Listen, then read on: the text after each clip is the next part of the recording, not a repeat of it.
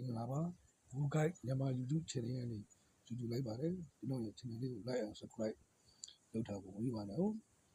ဒီနေ့ကျွန်တော်သုံးသပ်ပေးမှာတော့ series ဝယ်ဖြစ်တဲ့လက်ချီနဲ့ဘာမှမဟုတ်ကျွန်တော်သုံးသပ်ပေးမှာဖြစ်ပါတယ်လက်ချီခြေစမ်းမှုကြည့်မယ်ဆိုရင်လက်ချီကသူ့အိမ်ခွဲမှာကစားရရင်အများအားခံစစ်ကြည့်လိမ့်မယ်ကစားခဲ့တဲ့အပြင်တင်မှာအထူးသဖြင့်တော့ဝန်လယ်ပိုင်းကနေတန်ပြန်တက်စစ်စင်တာမြန်ဆန်တဲ့အတင်းတင်းဖြစ်ပါတယ်တစ်ဖက်ကပါမကိုကြည့်ရင်နော်ပါမဟာဒီဟာဒီမှာ series A ကိုတန်ပြန်တက်လာတဲ့ပါမကသူ့ရဲ့ကစားပုံစံကောင်းတွေနဲ့ပြတာနေတယ်ပြောရမယ်ဆိုရင်ကထိတ်တဲ့အသင်းကြီးတို့တော့ဒုက္ခပေးထားနိုင်တယ်တက်စစ်ဖိုင်းရှိတဲ့အတင်းတင်းမှာအဲကြောင့်ပါမရဲ့တိုက်စစ်ကတောင်ပိုင်းတိုက်စစ်ကနေနော်အရန်တွက်လက်ချီရဲ့နောက်တန်းလေးသတိထားပါမယ်ခံမရရင်ဖြင့်ဒီပွဲဟာလက်ချီဟာအိမ်ကွင်းလို့ဆိုနိုင်ပေမဲ့ပါမရဲ့လမ်းပြန်တိုက်စစ်တွေကြောင့်ဒီပွဲဟာဒီအလားကျသွားနိုင်ပါတယ်ကျွန်တော်အကြိုက်ဆုံးကတော့ဒီပွဲဟာလက်ချီနဲ့ပါမပွဲကိုဂိုးပေါ်ကြိုက်ပါတယ် CDA တော့ပွဲဖြစ်တဲ့ PO နဲ့ AC တို့ရဲ့ပွဲဖြစ်ပါတယ်ဒီပွဲရတဲ့ CDA ပွဲတွေမှာဆုံးသက်ရအကောင်းဆုံးပွဲကောင်းတစ်ပွဲပါလက်ရှိ AC ရဲ့အနေအထားမှာတိုက်စစ်ကအားကောင်းနေတဲ့အတွက်ကစားသမားပုံစံကောင်းတွေပြလာနေတယ်ဒါပေမဲ့ခံစစ်ပိုင်းမှာတစ်ခါတလေအမှားမျိုးတွေရှိတတ်တာကသူတို့အတွက်စိုးရိမ်စရာပါ PO ကိုကြည့်ပြန်တော့PO ကအိမ်ကွင်းမှာဆိုဘယ်တင်းကိုမဆိုဒုက္ခပေးနိုင်တဲ့အတင်းတင်းမှာသူတို့ရဲ့ကွင်းလေထိန်းချုပ်ပုံနဲ့ဘောလုံးကိုပိုင်ဆိုင်မှုယူပြီးကစားတတ်တဲ့နော်ပုံစံကောင်းတွေနဲ့ပိုင်ဆိုင်မှုယူပြီးကစားတတ်တဲ့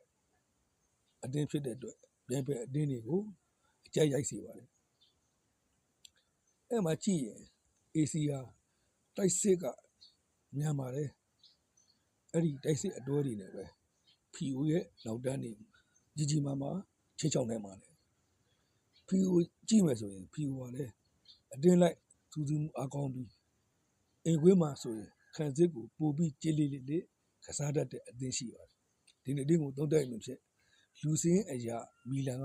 တာရုံလို့ဆိုမယ်လို့ PO ရဲ့အိမ်ကွင်းမှာအနိုင်ရဖို့ဆိုတာနော်ခက်ခဲပါလိမ့်မယ်ဒါကြောင့်ဒီပွဲမှာနော်ကြည်တန်းအရာကို AC ဟာနော်ပေါစည်းအရာလေ90အရှုံးလို့ပေါက်ထားတာဖြစ်တဲ့အတွက်ဒီပွဲမှာကျွန်တော်ကြည့်ပြောလို့ယူဆပါတယ်ဒါကြောင့်ကျွန်တော်ဒီပွဲမှာဘော်ဒီအရာ PO ကိုကြိုက်ပါတယ်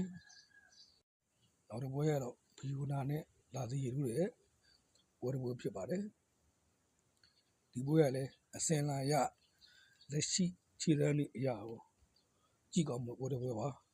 ဘာလို့လဲဆိုတော့လာစီရီကဥရောပဝင်ခွင့်အတွက်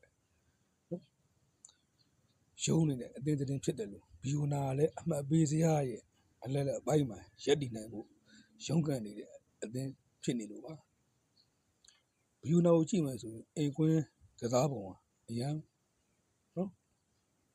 တောင်းတင်းတဲ့အတင်းတင်းမှာဘာလို့ဆိုသူရဲ့ကစားပုံကခန္ဓာကိုယ်အားပြုကစားမျိုးဖြစ်တဲ့အတင်းတင်းဖြစ်တယ်လာဒီယိုကဒီစစ်ပိုင်းကိုအသာပေးတဲ့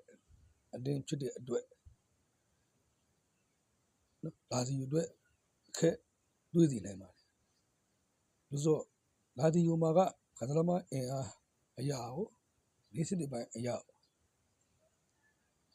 တာပါတယ်သူတို့ရဲ့ကွင်းလက်ဖန်နေမှုနော်ကောင်းမွန်တဲ့တိုက်စစ်ပိုင်းမှာလဲဂိုးတင်းနိုင်တဲ့ကစားသမားတွေရှိတယ်ဒါပေမဲ့လို့လာဒီယိုဟာအဝေးကွင်းမှာဆိုရင်တခါတလေပုံစံကောင်းနေပျောက်ဆုံးတဲ့အတင်းတင်းလည်းဖြစ်ပါတယ်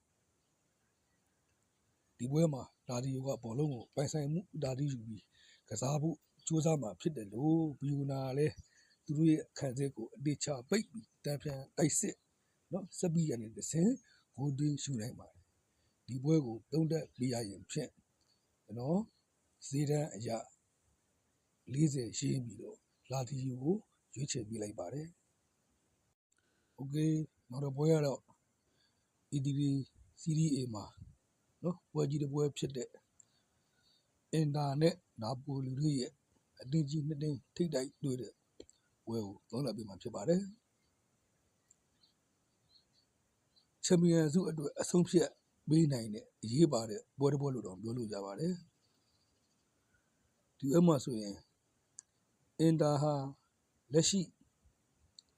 ချန်ပီယံဖြစ်တယ်လို့ကစားသမားစုပွဲမှုမှာအတောင်အသင်းဆုံးအသင်းတစ်ဖြစ်နေပါတယ်။ AC အနေနဲ့အိမ်ခွင့်ရမှာဖြစ်နေလို့ပိုပြီးယုံကြည်မှုရှိနေတယ်မှာအထူးသဖြင့်ကွန်းလယ်ပိုင်းစုမှုမှာသူတို့ကအသာစီးရနိုင်ပါတယ်နာပိုလီနီးပြနော်ကွမ်တီရောက်လာကြတဲ့နာပိုလီမှာလည်းခန်းစစ်ပိုင်းကပုံမကျစ်လက်လာတယ်လို့တံပြန်တက်စစ်တွေကလည်းအလွန်အန်ရများတာလို့လည်းတွေ့ရပါတယ်ဒါကြောင့်လက်ရှိမှာနာပိုလီအဆင့်၄နေရာမှာရောက်နေတာဖြစ်ပါတယ်ဒီပွဲဟာနီးပြခြင်းအပြိုင်မဲ့ပွဲတစ်ပွဲလို့ယူဆပါတယ်သူတို့ရဲ့နီးပြတိုက်ပွဲလို့တော့ပြောလို့ရပါတယ်ပြီးရင်ဒီပွဲဟာတိုက်စစ်အားပြိုင်မဲ့ပွဲတစ်ပွဲလည်းဖြစ်ပါတယ်ကွင်းလေထိန်းချုပ်မှုတွေကွင်းလေရဲ့ဖန်တီးမှုတွေအားလည်းအားပြိုင်ကြအောင်ပါဒါကြောင့်အင်တာရဲ့ကွင်းလေဖန်တီးမှုနာပိုလီဘယ်လိုတားဆီးမလဲဆိုတာပွဲရဲ့အဖြစ်ဖြစ်သွားနိုင်ပါတယ်ဒါကြောင့်ဒီပွဲဟာအကျိတ်နဲ့ရှိမဲ့ပွဲတစ်ပွဲဆိုတာသိကြပါတယ်အင်တာအိမ်ကွင်းဖြစ်တာကြောင့်ဖိအားပေးနော်စူးစမ်းကစားမှာဖြစ်တယ်လို့နာပိုလီကလည်းခံစစ်ပိတ်ပြီးကစားသွားမှာဖြစ်ပါတယ်ဒီပွဲကိုပွဲကြိုနော်မပြောခင်ပြီးခဲ့တဲ့ရက်ကဂျားရမှာကစားလာတဲ့အာဆင်နယ်နဲ့လီဗာပူးအာဆင်နယ်ကအိမ်ကွင်းမှာလီဗာပူးကို1မလ20ပေါက်ပါတယ်အဆင့်1နဲ့အဆင့်4သူကလည်းအပြင်ဝတ်ခုဖြစ်ခဲ့ပါတယ်ဒါပေမဲ့ဒီပွဲရလာအဖြေကဇီးဇီးဖြစ်ခဲ့ပါတယ်ခုလည်းပဲ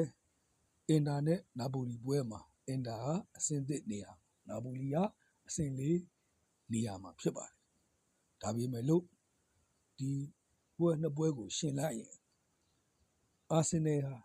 အဲ့ဒီဂျားရမှာကန်တော့ကမန်စီးတီးကိုဒုတိယနေရာမန်စီးတီးကို5မှတ်6မှတ်လောက်ဖြတ်ထားနိုင်ခဲ့တယ်လို့အင်တာကရော AC ကိုဘယ်လောက်ဖြတ်ထား3မှတ်ပဲဖြတ်ထားပါတယ်ဒါကြောင့်ကျွန်တော်သုံးသပ်ပေးချင်တာကတော့ဒီပွဲ